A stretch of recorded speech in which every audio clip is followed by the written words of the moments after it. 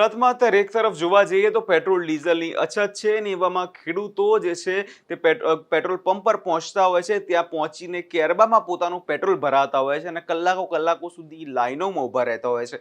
પરંતુ હવે ખેડૂતોની ચિંતામાં કદાચ ક્યાંક ને ક્યાંક આ પત્ર જે છે, જે અત્યારે સરકાર દ્વારા રજૂ કરવામાં આવ્યો છે, તે ક્યાંક વધારો કરી શકે એમ છે.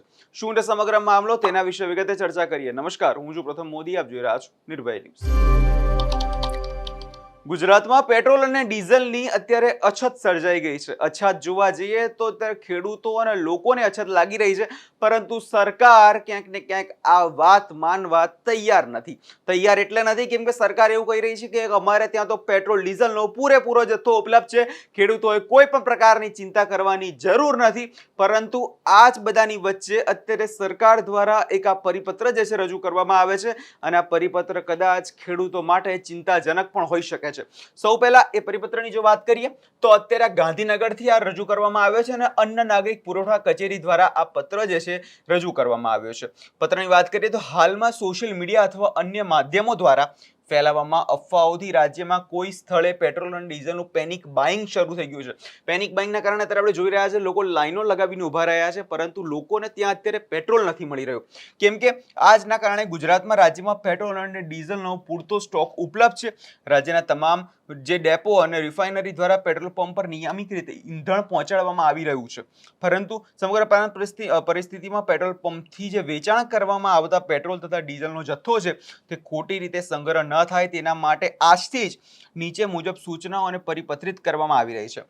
સૂચનાઓની વાત કરીએ તો રાજ્યના દરેક પેટ્રોલ પંપ ઉપરથી પેટ્રોલ તથા ડીઝલનું વેચાણ માત્ર ને માત્ર વાહનોની ટાંકીઓમાં જ ભરાયા પૂરતું જે સીમિત કરવામાં આવે છે. તે સિવાય કોઈ પણ પાત્ર કે બેરલમાં પેટ્રોલ તથા ડીઝલનું વેચાણ જે છે કરી શકાવાશે નહીં. આ પહેલો જે મુદ્દો છે અને આ છેલ્લા કેટલાય દિવસોથી અત્યારે આપણે નજર કરી રહ્યા છે કે ખેડૂતો છે તે પોતાના ટ્રેક્ટરો લઈને નથી પહોંચતા, કારણ કે એમાં તો પેટ્રોલ જ નથી અને એના જ કારણે લોકો કેરબાઓમાં ડીઝલ અને પેટ્રોલ જે છે તે ભરાવતા હોય છે.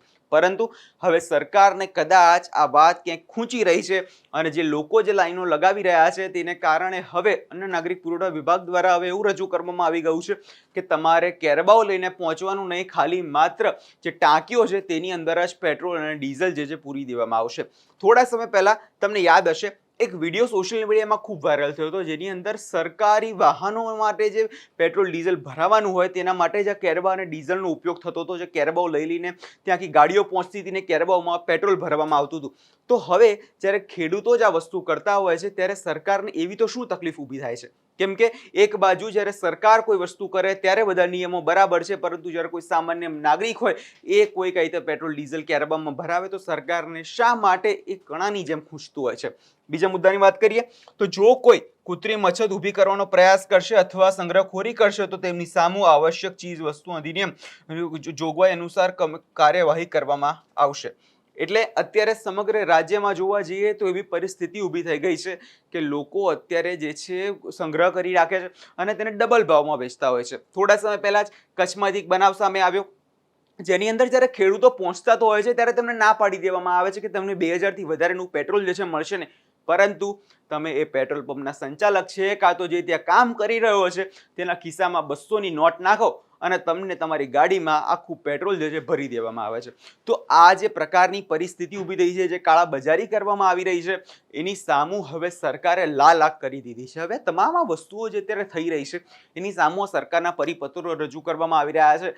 સરકારી અધિકારીઓને કહેવામાં આવી રહ્યું છે તમે કોઈ બી પ્રકારના અત્યારે ખોટો પેટ્રોલનો વેડફાટ ના કરો, તમે જે છે વર્ચ્યુઅલી મીટિંગ કરો, ખોટું બહાર જવાનું ટાળો.